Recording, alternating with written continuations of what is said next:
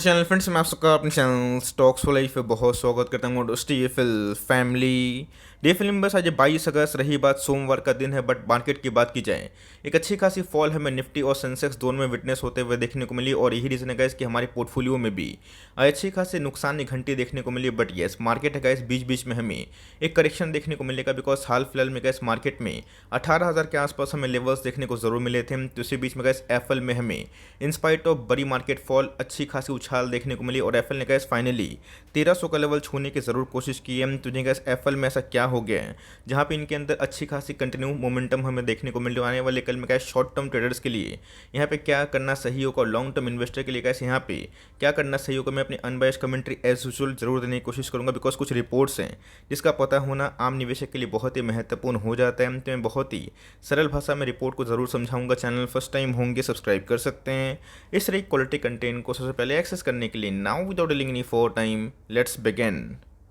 इस मार्केट में आज हमें अच्छी खासी निफ्टी में 250 पॉइंट के आसपास फॉल देखने को मिली। सेंसेस की बात की जाए 800 पॉइंट डाउन था। बैंक निफ्टी की बात की जाए वो भी गिरता हुआ देखने को मिला। बट एफएल की बात की जाए तो नहीं गैस, जो मोमेंटम है ये कंटिन्यू होता हुआ देखने को जरूर मिल रहा है। हाल फिलहाल में गैस एफएल ने 1000 का मार्क को तोड़ा भी था। बट उसके बाद हमें एक अच्छी खासी रिवर्सल देखने को मिली। रीजन क्या था दोस्तों? बिकॉज Q1 के नंबर जो थे गैस एफएल के क्वाइट गुड हमें देखने को मिल रहे थे। और इसके पहले भी गैस मैंने आपको ट्रेड डेस्क का जो रिपोर्ट है वो ज़रूर साझा किया था। तो जितने भी ऑनलाइन वाली कंपनी है जो एडवर्टाइजमेंट में काम करती हैं, इनके गाइस जो क्लाइंट बेस है अभी के टाइम रिटेन होते हुए देखने को मिल रहे हैं। और ऐसा मानना जा रहा है दोस्तों बड़े बड़े ब्रोकर्स का, बड़े बड़े इंस्टीट्यूशंस का, कि आने वाले कल में गाइस मोमेंटम है ये और भी कंटिन्यू हो सकते हैं। तो एफएल में अगर आप देखें तो 70 पॉइंट के आसपास उछाल थी, जहाँ पे गाइस आज एफएल हमें इंटरडे में वही 1300 के ऊपर ट्रेड करता हुआ दिखाई जरूर पड़ा है। महीना की बात की जाए तो गाइस एक महीना में एफएल इंडिया में 26% के आसपास अच्छी खासी तेजी का माहौल देखने को जरूर मिला है। हाई की बात की जाए वही दोस्तों 1500 का भाव में निकल गया था। बट येस, मैंने क्या बताया गैस कि हमें ये देखना है बहुत ही वाइसली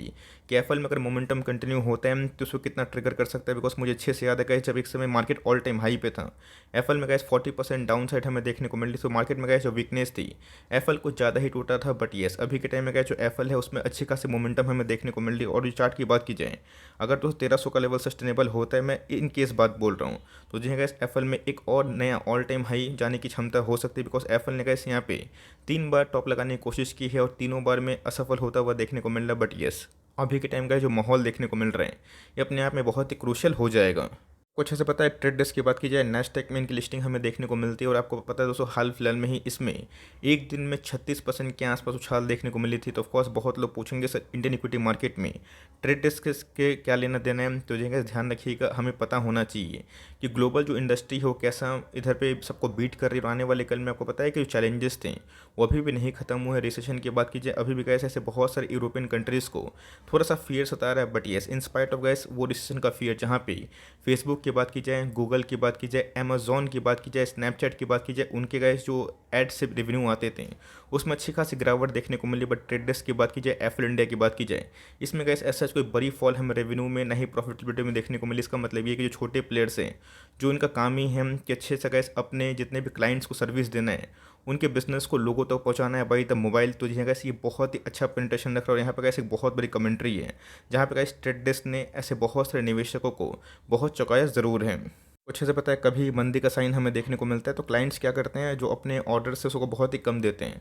मतलब बोलने का ये दोस्तों कि अगर क्लाइंट्स के पास खर्चे करने की ताकत अगर 100 करोड़ के आसपास है तो 80 करोड़ 70 करोड़ अपने जो बजट है गैस उसको बचाने की कोशिश करते हैं। तो इंस्पाइट ऑफ दोस्तों मेनी चैलेंजेस बात की जाए ट्रेड डेस्क की, इनके जो रिटेंशन हमें देखने को मिल रहे हैं, जहाँ पे जितने भी इनके क्लाइंट कस्टमर हैं ये गैस 95% के आसपास रिटर्न होते हुए देखने को मिल रहे हैं। जो गैस ये कंजिक्यूटिव 8 ईयर्स में देखने को मिल रहे हैं। तो जो गैस मार्केट में थोड़ा बड़ा मंदी का साइन तो देखने को जरूर मिल रहा है। बट येस, इस इंडस्ट्री में गैस अच्छी खासी पेनिट्रेशन हमें देखने को मिल रही है, जो ये इंडिकेट कर रहे हैं कि जो छोटे प्लेयर्स रिनाउंड प्लेयर्स जिनका काम ही है सिर्फ और सिर्फ एड में काम करना, वो gas in spite of heavy challenges वो अच्छा कर रहे हैं। जहाँ पे गैस फेसबुक की बात की जाए, अमेजोन की बात की जाए, स्नैपचैट की बात की जाए, गूगल की बात की जाए, इनके गैस रेवेन्यू अच्छे खासे फॉल हुए हैं। बट येस, आपको पता है कि प्राइवेसी पॉलिसी के गैस खतरे के बावजूद भी इन सब के बिजनेस में गैस ऐसा कोई बड़ी गिरावट हमें देखने को नहीं मिली। जहाँ पे बहुत लोग काफ़ी कंसर्न था, तो इसलिए गैस ग्लोबल न्यूज़ आती है ग्लोबल इंडस्ट्री कैसा कर रही है इस पर हमारी फोकस होने की बात ज़रूर है। तो गैस इंडिया की बात की जाए खासकर मैं बोल रहा हूँ,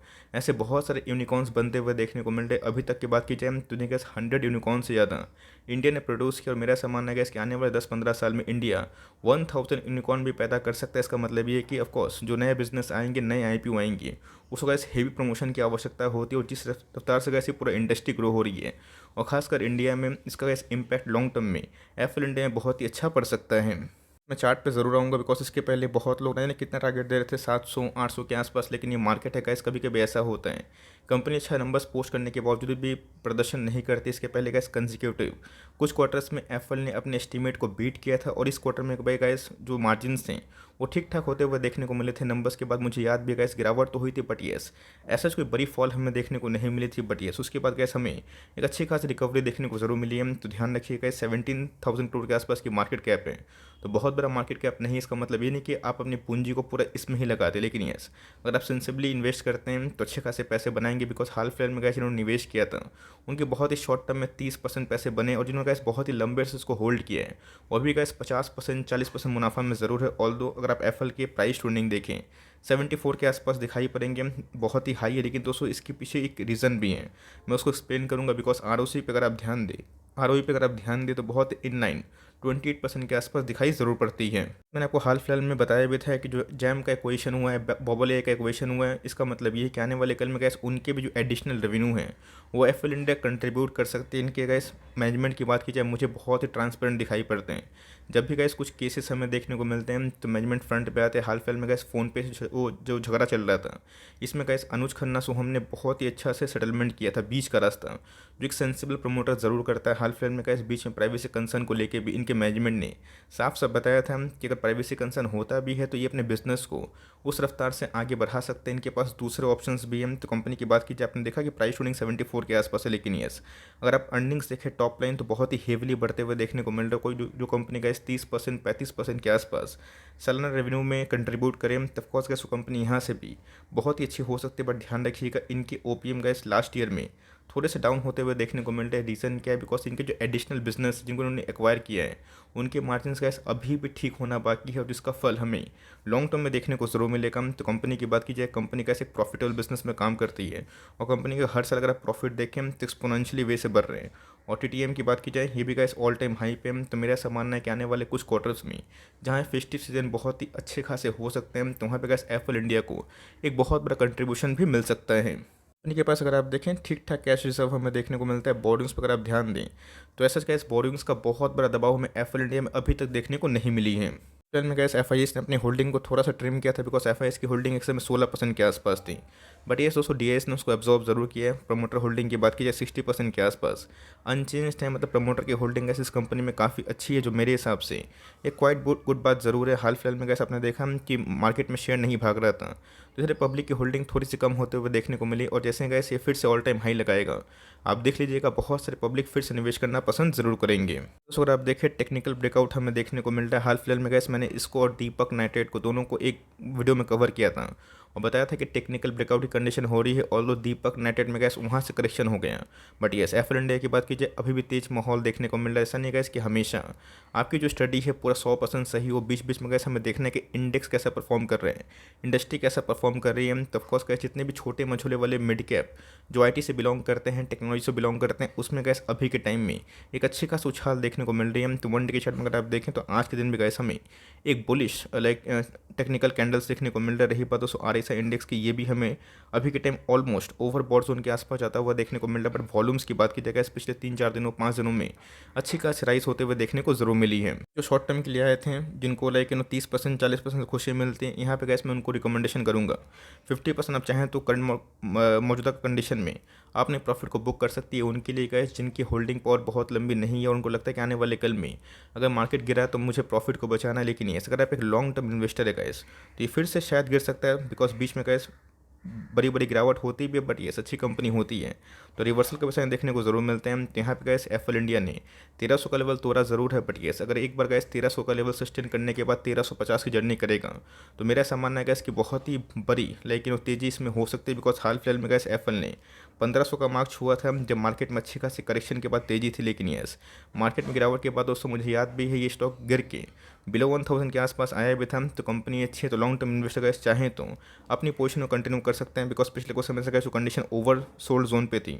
अभी के टाइम में ओवरबॉट जोन पे ज़रूर है, तो मैं 1 मंथ के चार्ट पे नहीं जा रहा हूँ, बिकॉज हाल फिलहाल में गैस इनकी लिस्टिंग हुई थी। बट यस अगर ये मोमेंटम ब्रेक नहीं होता है, कंटिन्यू होता है, तो यहाँ गैस हमें आने वाले कल में अच्छी खासी तेज़ी का माहौल भी देखने को मिल सकता है। प्रॉफिट बुकिंग होती भी है तो कोई बड़ी बात नहीं है गैस, कोई भी स्टॉक हमेशा नहीं भागेगा और बीच बीच में प्रॉफिट बुकिंग होगी। बहुत ऐसे निवेशक होंगे जो 30% 40% लेकर निकलने की कोशिश करेंगे, तो ये इनका टेक है। तो अगर आपको कंपनी पर भरोसा लगता है, जो रफ्तार से कंपनी बढ़ रही है, तो आप लॉन्ग टर्म में कैसे इसको आराम से 5 ईयर्स 10 ईयर्स 15 ईयर्स अपने पोर्टफोलियो में रख सकते हैं। और देखना बनता है कि आने वाले Q2 और Q3 में कैसे इनके जो नंबर्स हैं उसमें कैसी झलक हमें देखने को मिल सकती है। आई होप मेरा एफर्ट आपके लिए हेल्पफुल था। वीडियो सही लगी तो लाइक करके इनकरेज जरूर करेगा। चैनल फर्स्ट टाइम होंगे तो सब्सक्राइब करके बेल आइकन को प्रेस नहीं करिएगा, तो कोई नोटिफिकेशन आप तक नहीं पहुंचेगी। तो गाइस मिलते हैं जल्दी ही, तब तक के लिए bye. Thanks for listening friends, God bless you all.